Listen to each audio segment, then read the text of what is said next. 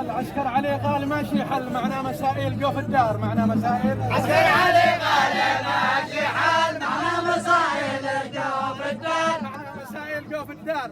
كانوا من اول مع المحتل واليوم داخل دبي تجار. واليوم داخل دبي تجار.